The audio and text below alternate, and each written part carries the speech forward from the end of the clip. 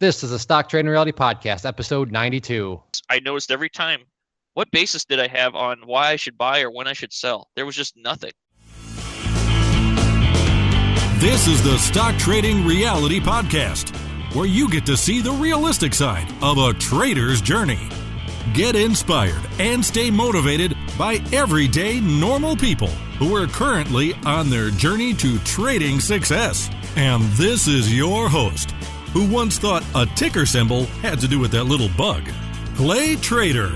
Yeah, it's pretty pathetic. I thought that a ticker symbol was like some sort of, like within the family of a tick. And I fully realize that's very embarrassing to admit. But I guess that's kind of the whole point of the show is we all were a total beginner at one point. And that just really kind of shows how much of a beginner I was and how much I literally had no idea about anything. To think, I mean, now a ticker symbol, that's like the word the. It's just part of a trader's vocabulary. But to think that way back when I thought like, oh, that must be like within the family of a tick. But that's, do you have any words like that, Ches, where, you know, they're common lingo to you right now in trading, but you thought they were totally different? Or I'm pretty sure that this is probably, let me ask it this way. Can you at least see where I was coming from to think that a ticker might have been like a bug? I can see how you do it, but yeah, I think the point that needs to be really made is that everybody starts somewhere and from the dead beginning. Not even yourself now. Obviously, you've been doing this for over 10 years, but in the beginning, like it's when you're dealing with somebody, if you're introducing somebody to any new concepts or just something new, a new hobby, whatever it is, you have to go easy on them and remember that at one point you were the same exact way where you thought the word ticker might be involved something with a bug or something. So yes, but obviously now I loved how you put it. Any ticker at all is just literally as common as the word the in regular used vocabulary. So yeah, it's completely commonplace. But yeah, so if you're listening and thinking, well, crap, I don't even know what a ticker symbol is right now. Well, it's the letters that abbreviate a company. So Apple, for example, AAPL, Honeywell, HON, Microsoft, MSFT. It's just an abbreviation. That's all it is. And if you didn't know what that was, hey, I was the same way. I'm sure it wasn't as bad as me, and you thought, oh, it's a bug that you embeds itself in your sting or in your skin. But so no shame. We're all new at one point or another. Today we have a energetic guest. I think that's the best way to put it. He is very energetic. His name is Eric, and he's a member of the chat room and all that good stuff. And I don't really want to ruin anything else other than just kind of echoing back to the point Ches made about, yeah, we're all new at one point. He was new, and he was new for a very long time in the sense of it took him quite a while of just wandering around, as we say, like a lost puppy dog, and before things finally started to come together. So, it's kind of a good unintentional segue here that we had, but definitely a good interview. He's come a 180, as Ches said in the interview, totally, and it's good to see. It's refreshing to see. And energy is always refreshing to see, too. And you'll see what I mean by the energy. But, yeah, he is a high-energy guy, and we had a good time talking with him. So without further ado, let's hear about Eric and his journey. Eric, what's up, man? Welcome to the show. Hey, guys. We had a little technical difficulties beforehand. So we talked, and I was telling Eric, this is where it always gets awkward because we're waiting for stuff to get done, and we can't really have a conversation right now because we don't want to like talk the market or anything, because that's the whole point of the podcast, and we want to keep the podcast like legit in terms of we truly don't know what exactly is going on with Eric, so that way it's like you're a fly in the wall and we're just all sitting around talking. But luckily, Eric came up with some other topics that we could talk about that to kind of break the awkwardness. So thank you, Eric, for thinking quick on your feet. That was good. And Eric has said he's listened to quite a few of the podcasts, so he knows what he's going into. It sounds like he's pretty prepared, though. But I told him, well, let us ask the first question, and then from there, we'll just see, what rabbit holes we go down. So with that being said, Eric, what got you interested in the markets? How did you hear about it? And then, hearing about it and then deciding to do something with it, are kind of two different things. So what happened that kind of prompted you to, get a little bit more serious about it? Long time ago, when I was probably about 14, 15 years old, my dad traded futures or futures contracts. And he always used to tell me that trading in the stock market was just dangerous, And I worked at a lawnmower shop when I was a senior, and this guy would come in and he would be checking his stocks on our computer. He would be checking out like this stock called Federal Mogul, FDMG. I can't remember. It's changed name since then too. But it's Federal Mogul, and it was like 3, 9, 15 cents. We'd watch it. And we also used to get faxes overnight from the fax machine about like hot stock picks, and we just watch This is old school. This is old school. Yeah, and we would watch it. We would watch them, and 1 out of every 8 would do awesome. So it's like, man, I mean, if you could hit it right, maybe that'd be something. But so I don't think I was old enough to start my own account, but I could see what he would log on to. Like, he had a TD Ameritrade account, and we'd log on to MSN every day and check it out. After lunch we'd check it, maybe 3 in the afternoon we'd check it, and so anyways, I kind of thought, once I got out on my own for college, I was going to start a trading account, is what I was thinking, and because I could see this, I was like, man, Federal Mogul went from 3 cents to 6 cents. That is 100%. Whatever you had in there would be 100% gain. If you put 10 grand in, you'd have 20 grand, or vice versa. If you went down. Right. You go down the rabbit hole of, I could have afforded a yacht if I put all of my equity into this or something like that. Yeah. You start realizing that percentage wise, doesn't matter how much money you got in there. If that stock moves us percentage wise, that's what you're going to make or lose. And so I guess I want to move on to after that. So I went to college, and there was a school loan you could get. I worked at UPS in the evenings, and there was a deal. If you took a $2,000 loan from them, they would give you $1,000. If you work for a year, they pay half it off or something. And so I ended up getting a $2,000 loan from school, and that's what I started my TD Ameritrade account with. And at that time, Apple was on the TV. Or Apple came on TV saying that they were going to come out with like the first iPhone, or I think it may have been the first iPod, and they thought that was going to be so great, so awesome, So I bought Apple stock at like 50 or 70 and sold it like $5 later, $5 up.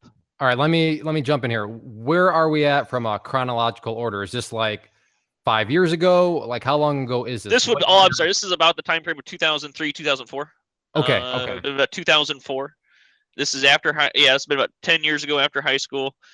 I went to college, started this fund. So I got that little win under my belt, and I'm thinking, man, I didn't win a lot because it had to move a lot. I said, if I would have got like a $5 stock and went at $5, well, then I would have made money, So the percentages here started to mean a little bit more to you right here. I mean, it's not necessarily it went up $5 because if a stock's trading for $800, well, then $5 is like, kind of $5 isn't crap. And then I started realizing, I started realizing, watching like Walmart and stuff, if they moved $1, isn't that kind of like 10%? I think Walmart's like, what, $50-$60? But, so I started watching a few stocks, and one stock I used to always watch, Rite Aid, R-A-D. And that one was pretty. Back then it was $3 to $4, but I liked it because it stayed the same place, and I thought, man, I could just swing trade this. Comes down 10 or 20 cents, get into it. But anyways, before Rite Aid, I started looking at these. I went to, it's called OTCBB.com. I don't even think it's a website anymore. It was like over-the-counter bulletin board stocks, and it was the major movers of the day, and they were all like 0.001, And so I bought into one of those on a Friday, and the next day on Monday I sold one. I went in with $1,000. I sold it I think it was the next possible point up, and when I got out about 14, I made like $400 over the weekend. So I got a 40% gain on it then. 40%, yeah, exactly. By Monday, and that's when I was like, I don't have to work anymore. This is going to be great. I don't even have to go to school anymore. This is going to be. And then from there, it started. Let me ask this, so I can. What is the method to your madness right now? So you found Apple. I had no. I mean, what did you think? What did you think you were doing though at the time? Like, what was your Apple would have been like a fundamental thing. It was on there. They thought they were going up. They're coming out with this new product. So I just thought, hey, fundamentally, and as far as charting or anything, I really had no idea. I was kind of searching online for places to help me out. Kind of like, how can I figure out what a market's going to do? And I actually bought a day trading book about technical charts.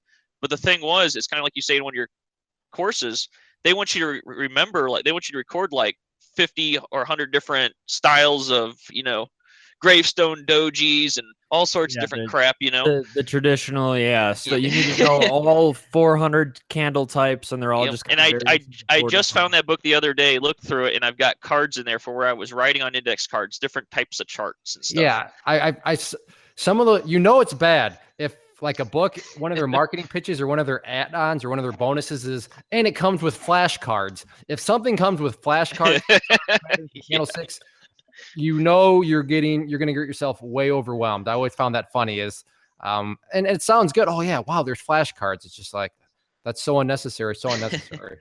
So after I had kind of lost a chunk of money, I might've been down to about $800 it was. And, I actually subscribed to a stock picking, website. All right, hang on. I want to stop you before you get to this, because this is going to be a good transition into what's coming next.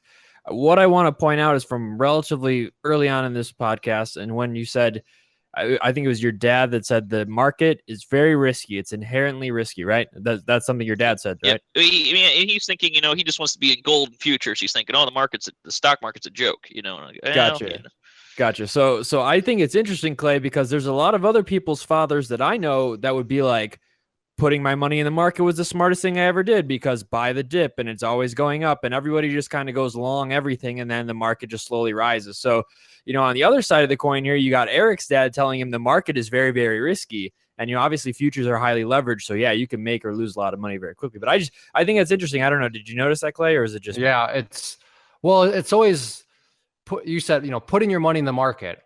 Well, how do you define putting your money in the market? If you're putting it into blue chip stocks and you're going to hold on to them for the next 40 years, okay, cool. If you're putting your money in the market in the sense of, yeah, I'm a day trader now because I read some book and I went through some flashcards, that's a whole nother definition of putting your money in the market. So that's true. But it is I find it fascinating to echo Chez's point that your dad wasn't saying that trading in general is risky or trading in general is dangerous. He was just saying, the stock market itself is dangerous, but the futures market is safer.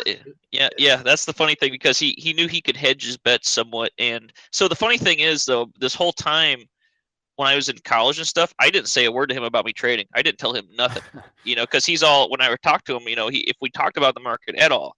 And the funny thing is too, he quit trading futures because the company he was doing it with went broke. It was some kind of it was like Ken Trader. It was like an investment group where he gave you stock things. He told you when to buy and sell. And told you when to buy and sell. I've heard. Well, let me ask you this. Maybe you said it. I didn't catch it, but why did you not do futures? What made you go into the stock market where it just seemed too complicated for me at the time. This was easy. I could see Federal Mogul or Rite Aid or whatever. I could see that, buy it, and just get out. It was a buy and sell. That was, okay. I didn't know anything about decay or what, any of that, any of the future stuff. And I still don't know much about the future still. Okay. All right. So it wasn't a matter of you trying to be like rebellious or anything. You just simply thought, that's so complicated compared to that. So I'm just going to go right down that path. So. And several times when I had gotten to these plays, I noticed every time, what basis did I have on why I should buy or when I should sell? There was just nothing. It's just kind of like, feelings, I felt that it was a deal. Feelings, exactly. Feelings, yeah. So let's kind of fast forward back to the point where you found a newsletter that you signed up for. Now, is this a paid newsletter, or is this one of those free ones that just pop up on Google? It was online. You paid $20 a month. They send you an email every day. You go to their site, and they posted their old winners. Their old history. They posted, and I didn't know anything about volume or anything at the time, but these were all really low volume stocks, and so I would watch those. I got in and out. It seems like the ones I picked to get into were the ones that would lose for the month, and or I would get in and hope for like a 20% return. Maybe I was hoping, and it's the same thing like you talk about where, they're getting in already. You think you're going to go for 5%, then you go for 2%, then even less, and people are just already in line cutting before you, taking the profit. Game of musical chairs. Absolutely. Yeah, but being low in volume is probably the second thing too that could be terrible too. Yeah, and you brought up a good point, which I'm not even sure if we've ever talked about this. And the more I think about it, maybe I'll even have to do a YouTube video for it. But there is that phenomenon that happens in penny stocks where you could be seeing all these winners and all these winners. And then it's just like, well, crap, I see all these winners. And then when I get in one, it ends up being a loser. Yeah. And to Eric's point, what is driving that phenomenon? What's driving it is you're just looking at percentages and you're not thinking about the practical part of it, which means you have to be able to buy, not a problem, but then you have to be able to sell. So just because a stock shows, oh, wow, that thing went up 50%, that doesn't mean you could capture 50%. With some of these stocks, especially penny stocks, that doesn't even mean you could realistically capture 20%, maybe not even 10%, because the volume's just not there. So sure, you look at these past picks that people are talking about and you see, oh, wow, the past 10, has been a winner, and then figures I finally decided to get in and it's a loser. And, that's why. So that is why it always feels like it's not feeling like you literally are just not you. It's a losing trade because there's not enough volume there. So is that what you kind of noticed there? Yeah. And then, yes. And then also I was writing every night. I spent so much time in college. My 2 years of college, I went to a technical school to work on cars, and my 2 years there, every night I was going through checking out the stock market. I was refreshing my phone. I had a little flip phone, I'd be refreshing my stocks like every 5 minutes in school. I almost wasted my school because I was checking the market all the time. But the thing was, I skipped classes for the stock market back in the day, so I know the feeling. I was like, well, I don't think I need this class today. So I totally know the feeling. Yeah, and then but I was out there looking for a reason, how to buy or sell or when to buy and sell. And if I would have had someone at the time too to tell me about using charts or whatnot, that would have been a big help. But so I actually resorted to kind of my own technical thing, which I didn't realize at the time. I was, instead of going back through charts, because I only knew about line charts really, and I knew that just didn't seem right. But I did notice that if I got on why did that seem right? Because you can't see the high, open, low, and close. But you knew that at the time. There was something that was rubbing you the wrong way about it, even at that time? I knew. Okay. Even at that time, I couldn't tell where the high, low, and open, close was for each day. I'm kind of like, and I didn't think about using a candlestick chart like that. I just thought a line chart doesn't show that. So I ended up starting using something called, I went to Yahoo Historicals. You can go to yahoo.com and go to the historical prices, and they will show you numbers every day: high, low, open, close. And that's what I was using. I was actually looking through that and kind of and so it's kind of like a technical thing. I would say I was going back there and seeing, hey, this price. And I noticed a lot of those stocks kind of had cycles. It was kind of cyclical, I want to say. There were cycles to a lot of those stock picks that they would repick them in 2 or 3 months again for that stock picking program, So talk to me a little bit more about that stock picking program, because now I want to hear this. So what did that entail besides just telling you, buy here or sell here? It would be very general. Buy here at this price, kind of hoping it maybe not even say an exit price, but it would kind of tell you where they want you to buy in at. But I noticed that I'm going to cut you off before you even finish. I'm going to cut you off before you even finish that. What qualified this guy to make recommendations? Did he say I've been trading for 25 years? Oh yeah. They've got a whole they've got a group of people, and that checks for the markets every day and does all these scans and whatnot. They still got the same website to this day, and they haven't changed the background or nothing, but they're still picking every day. You think, are they still mainly low volume stocks? Is that what they're usually focused on? Oh yeah, because I went and checked it back out about 6 months ago and I started trading heavily again. But we'll get to that. So I'm trying to find I kind of just gave up on that whole deal there, because even with the historical prices, but what I could tell was they would use the same stocks. And if it's kind of like, if I bought and just held for 3 or 4 months, it would kind of cycle back to where it was. I could get my money, break even, or come back, but there's still no game plan that way of having a stop loss or when to get out or how long you're going to hold, which, if you were going to hold long term for a year or 2 years, maybe that's something, or else you get caught in a reverse split or something like that. So yeah, exactly. What is the status of your account? I mean, are you losing money during all this? Is your account actually growing, or is it kind of just I'm losing enough. I'm losing enough money that I'm like at $500. I took it out to pay rent because my roommate screwed me over, and I pretty much got nothing. I might have $100 or $200 in there, but every night I'm still researching, writing down numbers, trying to come up with a way. And what I'm doing is I'm actually taking that stock picking website and I'm trying to see if I bought when they told me, could I get out at 2 or 4% every time? And I wrote down the histories, and a lot of times you could. A lot of times they were just lying on when you could get out. Actually, even when they posted up history, they posted up one I just seen about this one that was a 40% winner, and I looked at the history of the chart and I said that never hit 40% in its life. That was maybe a 10% winner. I'm like, they're lying on even the results that they're getting from these, So a site that is pretty much putting out penny stocks, from what I'm gathering, They have a penny stock, and they also have an over $5 site too. It goes from like $10 to $15 or $10 to $40, I guess I want to say. So they got two different sites on there. Well, and I guess all it took, it sounds like, is just a little bit of dedicate. Doesn't sound like the most exciting thing on your part, but by putting in a little. I was just out there searching for something. If I knew that technical was the way to go, I would, even after reading that technical book, I still didn't quite get it or think that was the way to go. Thank you.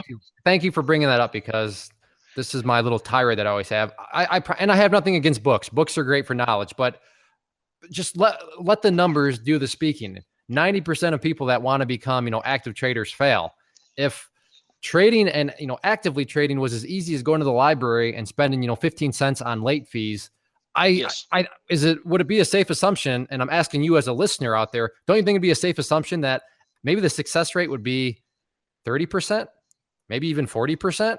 Yeah. I mean, if it was just as easy as reading a book. So I'm glad you brought that up, because that's kind of how it is. You read a book and you're like, okay, I guess I know now what maybe like a moving average is. And I guess but yeah, it's just not very practical. So yeah, It also goes for too. Are you going to be a long-term guy? Are you looking to do day trades? Are you wanting to trade options? I mean, I guess what's your goals for that too? Exactly. And I mean, even if you have that narrowed down, I want to be an option trader. Going on Amazon and buying some used book for 50 cents on options trading, that'd be great. I wish I could sit and be like, yeah, all you got to do is spend 50 cents, and that's like going to be a 8 million% return on your investment, because now you're going to be a professional options trader. But there's more to it than that. So at this point, it sounds like you're just. At this point, I'm just researching. I know the power. Yeah, even though I had a couple losses too, I probably had $200 or $300 losses too. I just realized the power of the market. And my buddy used to say, hey, the guy that showed me the stock trading back when I was in high school is like, hey, you can make money just by clicking mouse buttons. It's like, yeah, that is true to a certain extent, but not really. I mean, if you are making money doing that, you've done a lot of research. You've done your technical analysis. You aren't just clicking buttons to make money. I think it takes a lot of people, I don't know about a lot of time. Everybody reaches a point at somewhere in their trading, and it usually starts with, oh, I made money in my first trades. I got this market thing figured out, and then they get humbled quick. And the more and more time you spend in the market, just like you said, you realize the market is a powerful tool. However, what the market can giveth, the market can taketh. If you don't know what the hell you're doing, it's just as simple as that. And I think a lot of people in the beginning really don't realize that, and it definitely takes some time to have your skin in the game, or just kind of watching the market in general. So you're recognizing that now. You realize it is a powerful tool, but but I still can't harness it. I still can't figure out what I don't mind spending. That's like with you guys. I don't mind spending $1,000 or $2,000. I don't mind spending $5,000 and spending 2,000 hours on videos. If you can tell me in the end that it's going to work, that's fine. I'll spend all the time doing it. The thing is, I couldn't go down a certain rabbit hole and not get, I don't want to go down the path of watching thousands of videos, and at the end, I'm not a better trader. That's a waste of my time, So that was your attitude at that point, is just. I guess I had no really where to go, kind of, and I was doing the research on myself. You sound like a lost puppy dog. That's what you sound like. Yeah, literally just getting in something and not even. So I went through cycles since my college days there, where I'd get so hot and heavy in learning about the stock market, trying to figure out a way to do things, and then I'd get burnout, and then I wouldn't want anything to do with it. I couldn't even get interested. And what are you trying to do to figure things out? Figure things out. Are you like the same thing as far I'd go back to those historical prices in Yahoo. I'd look at some charts. But I'm just like, how do you still know when to buy or sell? It's like, oh yeah, I could have bought this. And so later on, okay, so moving forward then, after I came back home from college, I eventually saved up $3,000. And I did put it in, it was in the trading account only because Rite Aid at 2008, the whole thing crashed, And my Rite Aid stock that I was watching, that was one of my things too. I thought, like I said, I could watch Rite Aid, and it went from $3 to $4 back and forth. It had like 10-cent swings, 230, 240, 330, 340. And I thought I would always just get in and out of those swings, Well, in that crash, it went down to like 90, 92 cents, So I bought I took $3,000 and bought it at 92 cents. All in, man. That thing went from 92 to like 96, 98. I made $200 or $300. I got the heck out. I thought, man, this is great. But it's like, I'm not going to do that again. That was like a long time waiting. I thought it was priced good. I'm not going to do that weekly, So, But man, Rite Aid today is like, it's been up to $7-8. It's like $6 right now. Hindsight. But that's if I would have held for forever and a day. If I would have held it since 2008, for crying out loud. That's SDRL was also at like only $1 after having traded for like $20, and now it's at like 5 cents. So I mean, you're right. Cuts both ways. So I mean, but since 2008, you could have darn near threw a dart at the stock board there and picked any stock and went up. Could you not have? I mean, there's so many that have moved up since 2008. Well, you could have put that $3,000 in Bear Stearns though too. Yeah, no, you're right. Yeah, exactly. Exactly. Knowing my luck, that's the one I would have picked too. That I'm going all in with my retirement and get dumped on in that one. Yeah, that would have been my luck. The account is 3,300 at that time, and I'm going. What? I really got no other plays. I just kind of took it. I took it out because I bought something with it. I thought. I was saying, why did I buy or sell here? There's still no. And there's no rhyme or reason at this point in your mind. Yeah, and for some reason in the back of my head, I always wanted to buy a 50-cent stock with a ton of money and just ride it, And so years later after that, 2 or 3 years later after that, I had saved $6,000. I put it in that mark. I've got it in TD Ameritrade, and I bought some 52-cent stock. Okay, before we pick up with the 52-cent stock story, so. Because you just skipped over like 3 years of your journey. So during this 3 years, that was just where you were just working a job and saving up money. You weren't just working a job. Yeah, I was burnt out because that Rite Aid trade, I probably spent weeks every night just trying to figure out something, trying to figure out what I could do or what, No, that makes sense. So the 3 years was just simply you hoarding cash again, working. Yeah, I'm coming up with different ideas. Can I just buy a stock and hold it through all the losses, and if it eventually comes up to a 2% win, just get out. I'm trying to come up with some kind of a system. And I spent a lot of time and burned myself out each time. Well, I will give you credit for this, though. The biggest system that you latched onto for those 3 years was you had a job, and he was see what jobs do? He was taking guaranteed trades. Ches and I come across it all the time. Oh, I don't have any money, but I want to be a trader, so I guess I got to just put it all on black. No, You could be patient a little bit. Go get a guaranteed trade, aka a job that's going to pay you money. And like Eric, now I 3 years, that's insane. I'm not saying it's got to be 3 years. The point here is that, he was burnt out. Yeah, he was flapping in the wind. But the one thing he did massively right was he got a job, he worked hard, he hoarded cash, and now all of a sudden he's got $6,000 to work with. And you find that 50-cent stock. So let's pick it back up from there. So that 52-cent stock, and I still do not realize that low volume means do not enter. Pretty much to me is what I feel like. And I bought some some stock. I was just looking for anything that was around 50, 60 cents. I bought into it, and wouldn't you know it, we go diving down to like 42, 43 cents. A nice 20% haircut on your all-in trade. Not bad. And I'm sure it was around 10, 11 o'clock in the, I'm sure some algorithm picked me up or something, found out I was in there. And so I sold it for a loss, a $600 loss, gone in about an hour. And that's my biggest, quickest loss, which I thought was crazy until I listened to some of your podcasts. So I'm working on I work on cars for a living. And, I was in this car repair shop. After I lost that money, I walked out to work on a customer's car, and the customer was there. And they literally said, this guy said, dude, you look like a ghost just kick you in the face. Like, I mean, they could tell my facial expression that I had something wrong. I was like, what's the point of me working all day? I just lost $600. I'm going to work today to make about $100, $200 for the day. I said that I just gave up. It's not even it was such a down day for me. And you start, and it goes for both winning and for losing. And I'm sure a lot of listeners will be able to kind of relate to this too, is that once you're going down the wrong path when you say, okay, so you lost $600. Now you're equating it to how many work days does that equal? And then you're like, I hate myself. And then, or if say you made $600, you're like, dang, I just, 3 days of work, I just made an hour. Ooh, this is like once you start equating it to like a cell phone bill, like an electric bill. Well, back then I used to talk. Back then, I used to talk in the terms of iPads. I used to say, man, that takes 2 iPads. Well, I just lost an iPad in 1 hour. I could have bought a freaking iPad with that. iPads were the new rage back then. It was the newest thing, And, that was talking currency. It was just technology is how you equated things in your mind. Yeah. And that was a good point, Ches. you start playing those games where, that would have been X hours, what I just made in 3 minutes or an hour. Yes. And it's whether you made money or lost money. You always can equate it. It's funny how it goes both sides. It does. It definitely cuts both ways. So you're still, I mean, I'm not trying to, and that kind of, but you're in lost puppy dog mode right now still. Yeah. I still back to that whole thing. I did this. And when you know that 46 cents, that 50-cent stock went down to 46, and the next day it went right back up to where it was.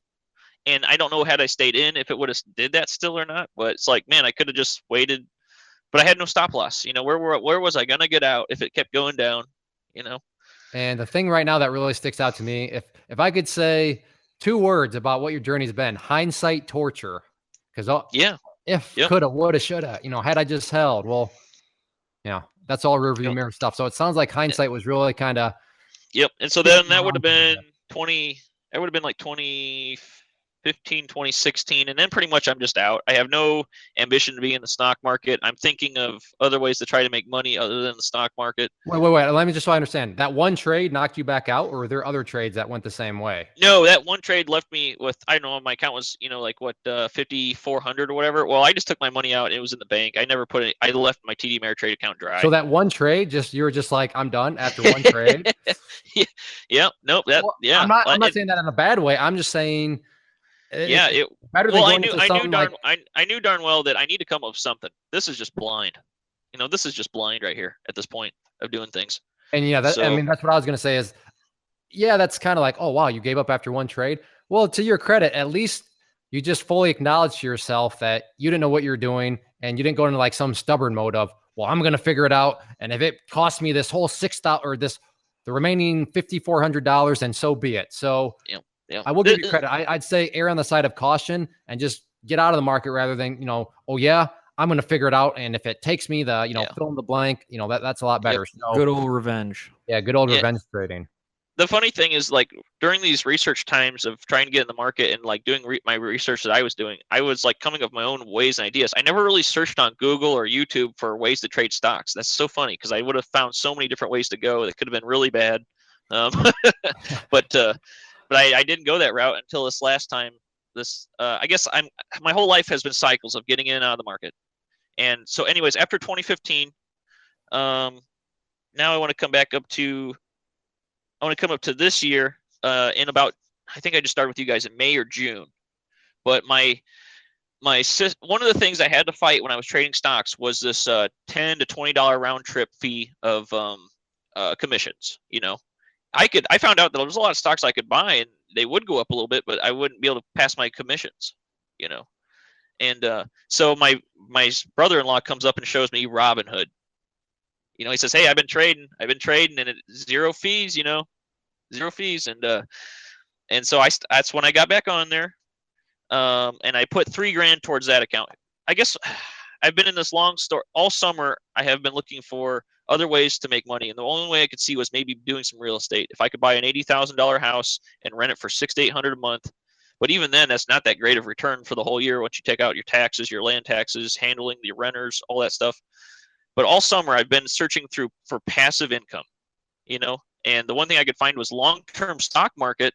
That kind of works, long-term, but that still didn't quite, I was almost going to invest in a Vanguard investment fund. I was going to hand a bunch of people my money and let them invest it for me, which today I'm convinced is the worst way to go about it.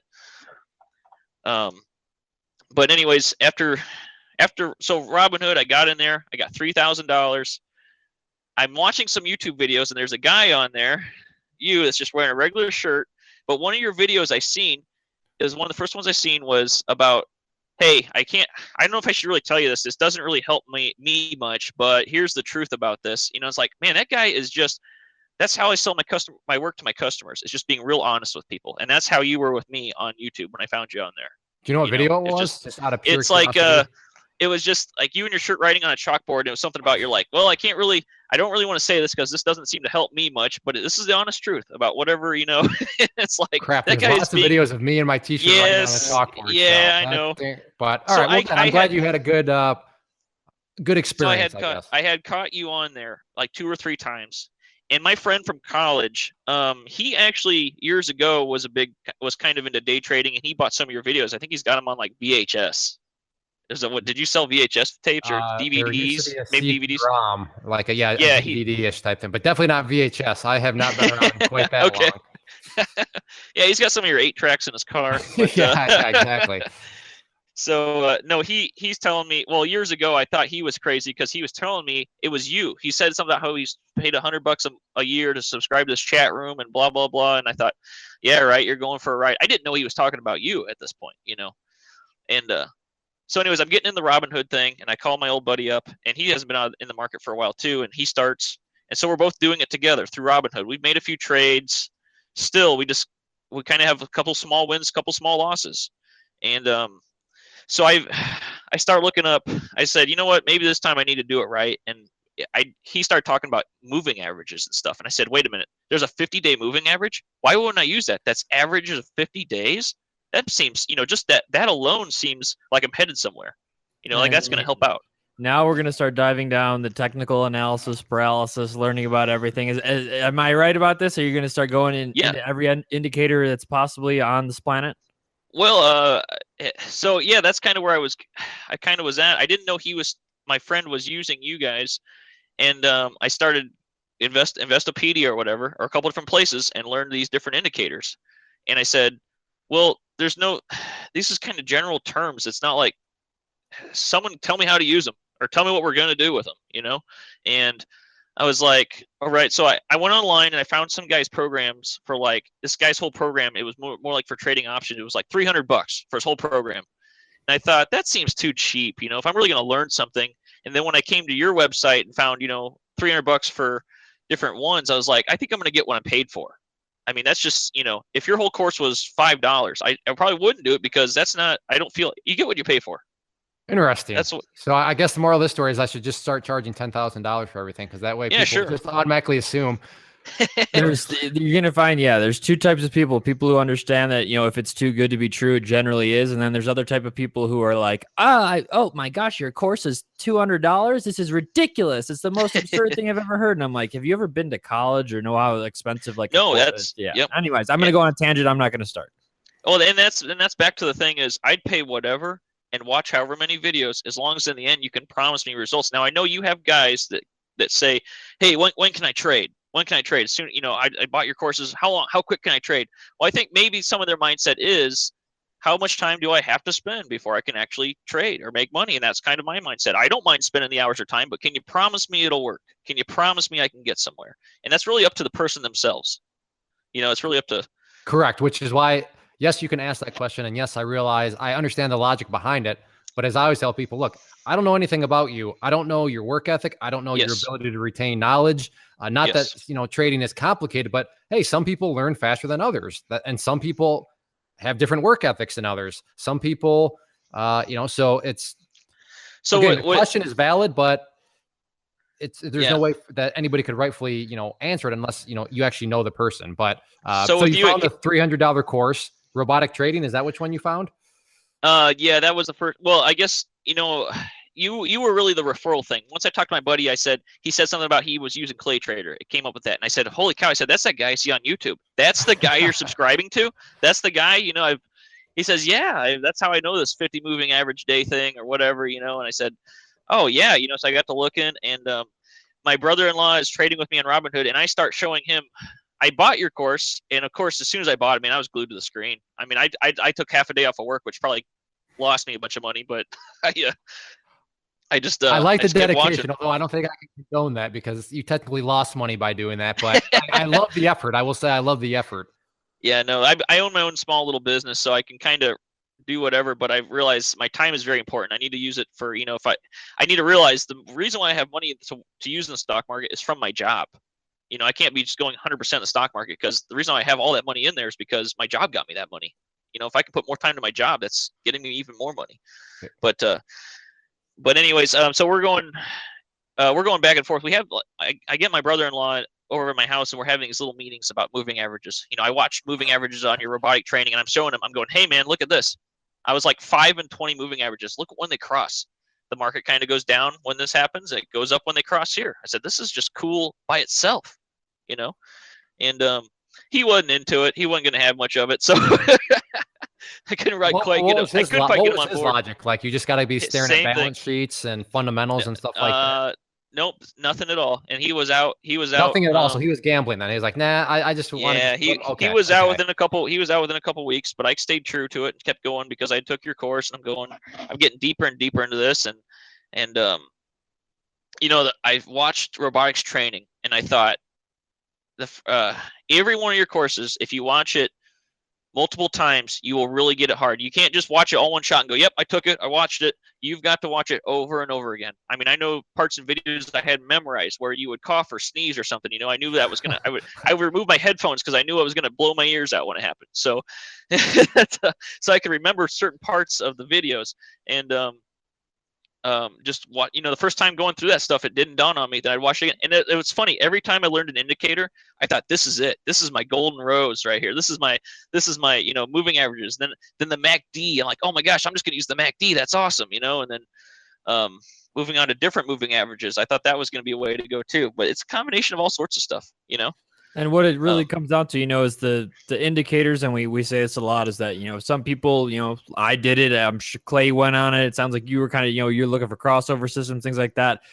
It's all of these things are just tools based on the price action, and some of them take into account volume, but it's all just math equations based on what the price is doing. So they're meant to aid you, but when we first see them, we're like, 95% win right. I want to be right all the time because it's human nature. And you come to find out, unfortunately, that it doesn't always work. That wasn't when I learned it's supposed to. When I learned about RSI and stuff, I literally couldn't sleep. Like at midnight, I got up and I was like trying to run numbers on the computer. I mean, I was thinking about it all night long. The first time I heard about RSI, I thought. And so that's funny. That's good stuff. But I thought I was kind of mad when I took the course and said, well, there's no plays in here. He didn't tell me how to make any plays. And that, in all reality, that's not part of the deal. And once you start learning that stuff, you can kind of figure out your own plays, There you go. Say that again. Once you start learning, you can what? What do you do? You come up with your own plays. There you go. You come with your own, So I can see people probably get mad at that. I can imagine. They say, well, I took this and I got no idea where to trade or what to trade But that's just everybody. You can't make everybody happy too in a business. Well, the people that want to be told what to do and just want to be handed fish. Yes. Yeah, that's if you want to be handed fish, just hand your money to me. I'll happily trade it, and I'll happily collect the fee whether I make you money or don't make you money. This is also called kind of, money managers and things like that. And like I said, me and Clay always say, we don't bash people. Some people, you're better off if you have no idea and you're just a real gambler at heart. Don't try to trade your retirement account. Give it to somebody who's at least qualified to do it. Granted, we were always going to recommend that, the only person who cares the most about your money is going to be yourself. But if you're like a degenerate gambler, first off, seek help. But secondly, don't trade away your family's retirement account. Give it to somebody else. And like I said, if anybody wants to be told what to do, just send me your money. I'll charge a fee every month. Whether I make money or lose money, I'm getting paid. And hopefully we make you some money. So yeah, no doubt. I'm totally joking, though. I'm not a registered financial whatever. We're going to have all these requests come in. I'm here to so Ches is managing money now? I knew Clay Trader was starting. Either that or the SEC is going to knock on our doors and be like, I'm totally kidding. It was all a joke. So we're and like you said too, like if you have a thing that works with you, if your dog tells you stock picks and it's been working with you and you're staying consistent with it and it's been a system you've done, there's nothing really wrong with that, is there? I mean, if that's what's working for you and you're sticking with it. Yeah, if you're not, and that's the thing with leaves, moon cycles. We don't care if you just pick something and it works for you. It works for you. Just continue to use it and don't deviate. So, me and my brother-in-law, we were going through the Robinhood thing, and we were talking about moving averages, but we both had different ideas on when to sell. We knew when to buy, but we were coming up with different. And I said, man, we need to stick to a game plan. If it's going to go up 2 or 4%, then get out. There needs to be laws. There needs to be rules. And he was kind of more open type on, how we could do it or whatnot. I'm going, and everybody's got their own different risk, definitely. I think, is there a guy in the chat room named Super Dave or something? Dave? Oh yeah, Super Dave. Yep. Okay, I think he just trades SPY every day, right? Is that what I think he trades SPY every day for like an hour. He focuses on indexes, yeah. So he focuses mainly on indexes, only a couple of them. That's all he watches. Yeah, exactly. And he does that like from like 9 to 10 or 10 to 11. And that's an awesome system. He's got his own system, his own plays, his own, he's got his own thing going, And I remember his podcast. I think he spent a lot of time trying to do the stock market. I think he spent a long time. Yep. Trying to learn. And going into the system thing, I mean, that's a great point. But the crazy thing here is the system has this umbrella that goes over everybody's different system. And what we're always talking about and what we use is charts. So charts are a tool, but then you have to build a system that fits your personal risk tolerance level because, hey, let's face it, some people like roller coasters, other people don't. And that's just because risk tolerance. And that's where the RVR course comes in, is you're talking rules. I'm like, please tell me that you took RVR because you're talking about rule. And I love that. There needs to be rules. There needs to be principles out there. Now you're going to get into all that sort of good. All right. And here comes the RVR class. There is one thing you can control in the market. You totally have control over is how much you lose, how much you're going to lose. And that's where you set your, you can set your real close stop losses. And the whole RVR course was excellent. But once again, once I went through that all the way, I'm going, man, some of the scanning and some of the things looked the same. I couldn't really tell. But after I went through it 3 or 4 times, I knew exactly what to look for. Every time I listened to that thing, I could just tell. And so that was just a couple months ago. I actually made quite a few trades, and I did the evening thing, where in the evening I'd make my adjustments on my stop losses, and the next day let the stock do its thing. And that was right around. So we're talking pretty much present day right now. So present day. Yeah, this is all within. I really got hot back into the whole stock market thing back in like June, July. Okay, and I've been with it ever since, and I will be now. Okay, so you went through the courses, and as we speak right now, you are using real money, but it sounds like you are more so swing trading. Is that an accurate description? Yeah, I'm actually this whole thing is going to me just doing nothing but options. I don't even trade stocks anymore.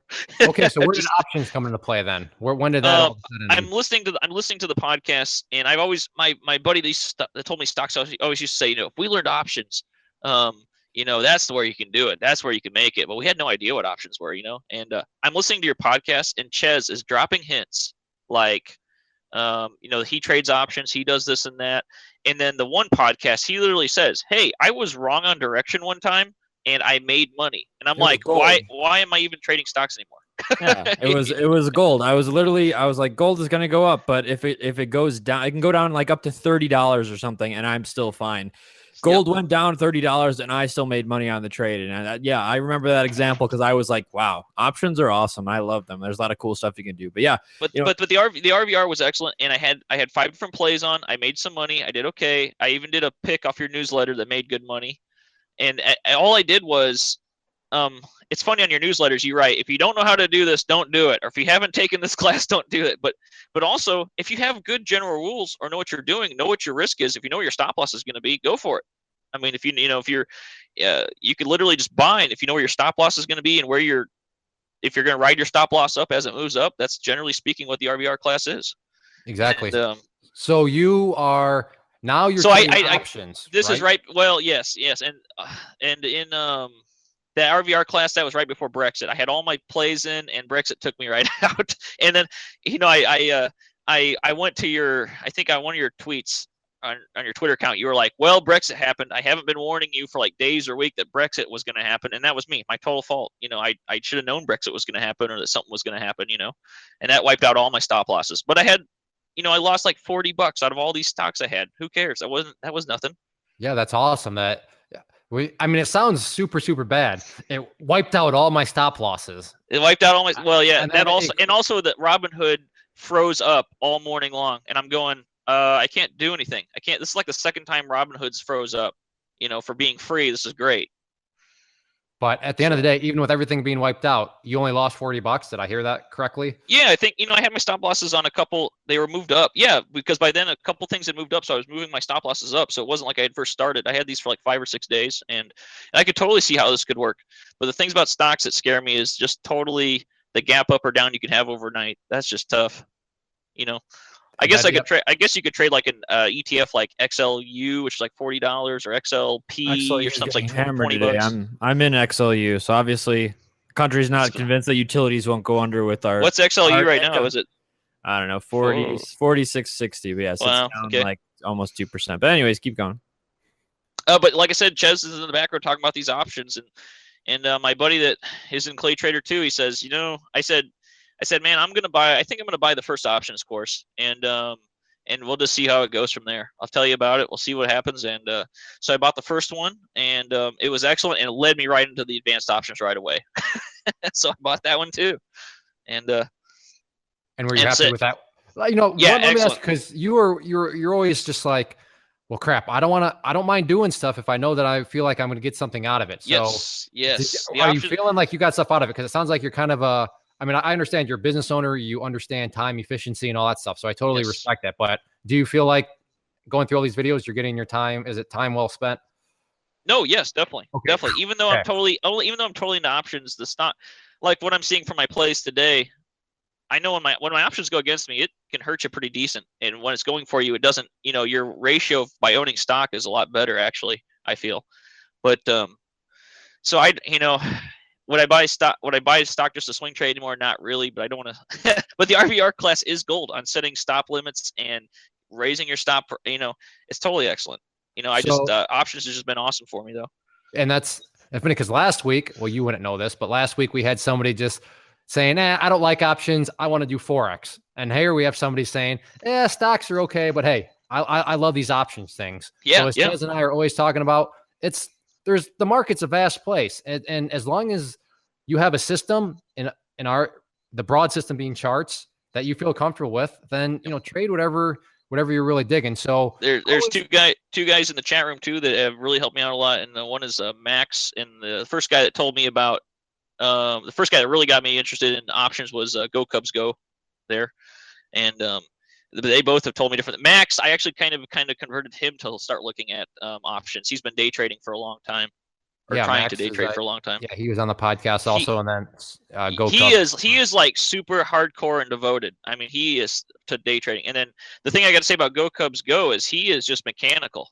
He can have wins and losses. It doesn't affect him whatsoever. He is very mechanical about things, and he's got no emotion. I mean, I know we always like to say we all have no emotion, but he really got no emotion for the market.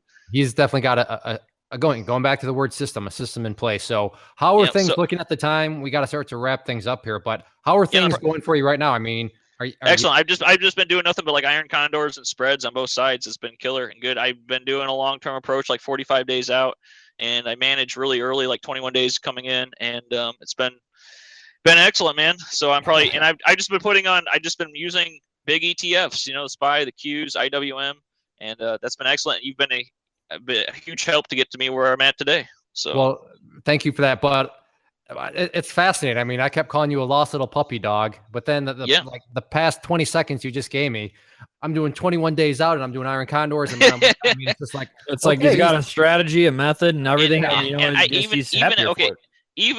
even got a long-term plan. If I'm going to spend a year and a half and I still can't kind of figure out things, like if I'm not really money ahead, my ultimate goal is I'm just going to buy stock and sell calls against it. I mean, I can do that. That's create some dividends. I can't. You had a guy or on one of your podcasts about the stock was going down and he was selling puts against it, and he still was helping his cost basis, Yeah, it's options are a great thing. They're a great tool. I'm not going to call them rocket science by any means, but yes, there is effort that needs to be applied to learn about them and how they can be used. But absolutely, there's just so many things that you can do with them, and even mainstream people. I mean. But again, it's just it scares people, and I understand why. But it really is unnecessary. So yeah, that's great that you're you have a plan. The other thing I wanted to ask about you, we always hear stories about guys that they get into a stock when it was $80 or $90, and it keeps going down, and it keeps going down. You just don't hear a lot of stories of I shorted a stock and it kept going up and it kept going up. Do you ever hear those? I mean, that's never that never seems to be maybe that goes in line.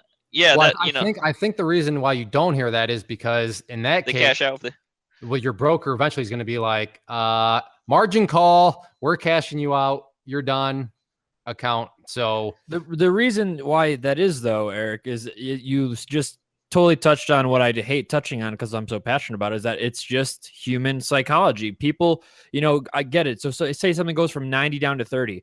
It will be extremely rare for anyone to say, yep, I shorted it and I'm still holding it. Most of the time, that person will be like, I shorted it at 90 and I covered it at 80. Holy crap, what a great gain, because we're just so conditioned to we want to be right so badly that we'll take our profits off super early versus logically trail the stop loss down. Now, at the same time, our need to want to be right is when, say, you're long that stock at 90 and it goes down to 30, you're just going to be, on the message boards and on Twitter and telling your friends, hey, it's at a, 60% discount. This is such a great time to buy. And so it's literally people will take profits so much sooner versus logically manage their trades. And that's just, part of system strategy and risk management. Yeah. And the being a business owner, my time management, as long as you like, not to change subject here, but it's like, if I have several late nights, I realize how valuable my time is, and I'll pay my neighbor kid to mow my yard. Could I do that for free? Yeah, I could, but I'm home for 1 hour for the evening. I need to take a shower and go to bed. If I work that late, I made a lot of money. And opportunity cost, my friend. Opportunity cost.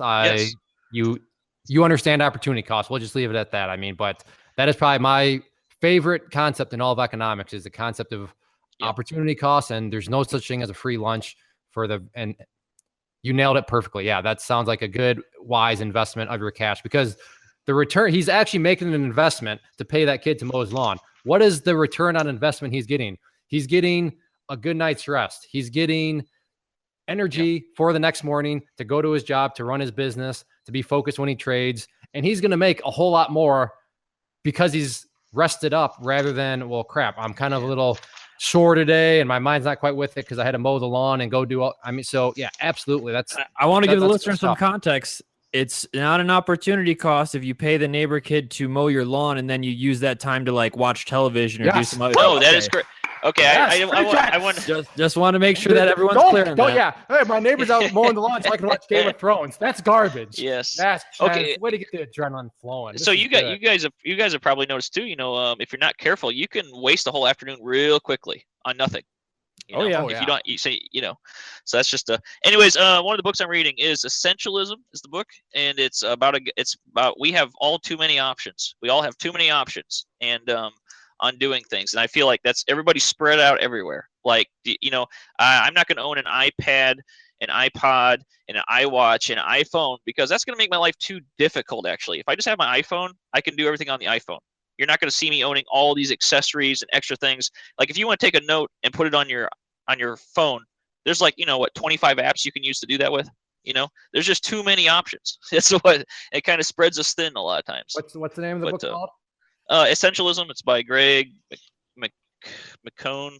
Well, for you listeners out there, if you're interested, there it is. Yeah, we'll link that in the show notes, and you can go check that out if you'd like. So, we'll definitely have to have you back. No question about that. I mean, it sounds like, I love the total lost puppy dog to somebody that just mapped out. I've just been aggressive in the last 6 months, and now I'm going to stick with it because I figured out what I can do. I mean, it's just a complete 180. Yeah, a complete 180. Yeah. That's good stuff. All right, so Ches has this time machine, and I'm super curious on this one because, like I said, you were just, up and down, in and out of the market. So if you could go back in time at the beginning, and you can pick when the beginning is, whether it's when your dad told you to do this or maybe a little bit later, but if you could give yourself one bit of advice, what would that be? So I would, back when I was in college, spending all that time every night trying to come up with some kind of play, I wasted so much time. Man, I didn't learn much. If I could have been onto something technical or whatnot, so that that would have saved me a lot of time, a lot of things. But at least I'm learning now. Not later. So just kind of a better use of your time. That's. Oh yeah. If I would have found some other way to, if I would have figured out some kind of charting system back then. I don't know if you were around in 2008. I don't think. 2004. Sorry, 2004. No, that's a long time ago. I hear you, and I'm a firm believer in everything you did in the past was to get you to where you are now. So this is where you're supposed to be now. And obviously, like Clay said and I said, just a complete 180 from the start of your trading. But obviously, it's been awesome having you on, Eric. Thank you again for being a guest. But the real question that Clay wants you to know is that what is your favorite movie? I like Office Space and The Truman Show.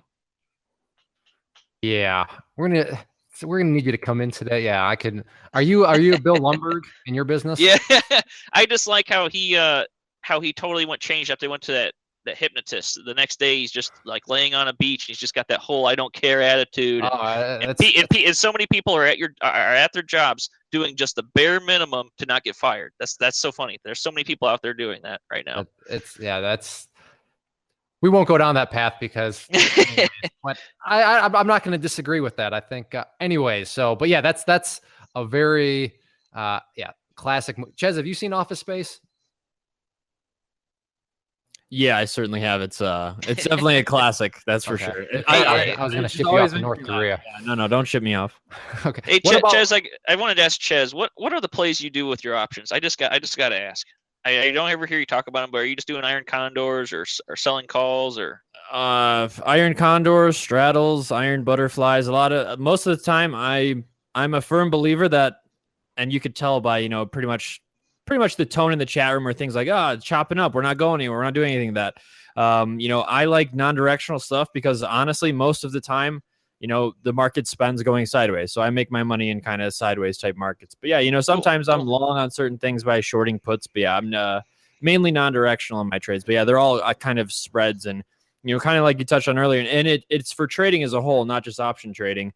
It's one game that can be played thousands of different ways. I think this was from one of our previous podcasts. Somebody mentioned that, and it's just I'm a firm believer of it, and you got to find what works for you. Yeah, I guess I was at a point where you have this money, you just need to kind of find out where to put it, what works best for you, because you can go a million different directions. Absolutely, and it all just goes back to the whole system thing. Find a system that you feel comfortable with, and that system could be, there's many avenues to go. What about food? What do you like to eat? Meatloaf, lasagna, meat and potatoes kind of guy. So you're an American, in other words. Yeah. Now, what do you do for fun or hobbies kind of outside the market? Obviously, I know you're really busy. I used to race RC cars, like the gas-powered electric ones that go like 40, 50 miles an hour, but I really haven't had a real hobby for like the last 2 years of my life, and this is what I get to use as my hobby. After I get to work, I say that, hey, this options thing, trading is a hobby because I didn't go out and make a mess in the garage. I just turn on my computer. It's done, and then I can put it away whenever I need to. It's a really nice little hobby, is kind of what but I also treat it like a business. Don't get me wrong. Okay, I was about to pounce all over you for that, but you covered, yes. It can be a hobby in terms of, you do it in your spare time, but the hobby itself, you need to treat as a business. So I'll fully agree with that. What about 3 words? 3 words that you would associate with a successful trader. Oh, patience. Mechanical. Somewhat of a self-control. Very nice. That summarizes things perfectly. Well, Eric, thank you very much. As one business owner to another, I appreciate you taking time out of your day to do this because I know you care about your time. We'll just leave it at that. So would you ever come back if we had you back? Sounds like definitely. Whenever, man. I'll make a whole outline for it and get you taken care of. Yeah. Excellent. So thank you again to Eric. Thank you again to all of our listeners out there. Some final things here before we go. If you're listening to this on YouTube, then keep in mind there's other stuff on the channel. So we have live trade videos, fun videos, tip videos, all sorts of stuff. So check out the other videos and get subscribed to that. If you're listening on our website, leave us a comment, click that share button. And then probably most importantly, if you're listening to this on iTunes or any other podcast players, especially iTunes, if you could leave us a rating, preferably 5 stars, that would be great. But that really does help with our ranking, and it just gets more eyeballs on us. And it's a very simple, quick way to say, hey, thanks, guys. I like what you're doing. I enjoy what you're doing. So please keep doing it. That is definitely the best way to communicate that to us. So thank you again to Eric. Thank you again to all of you. This has been the Stock Trading Reality Podcast. Thanks for taking the time to hang out. To learn more about Clay and the Clay Trader community, including the trading team, premium training, and more, visit claytrader.com.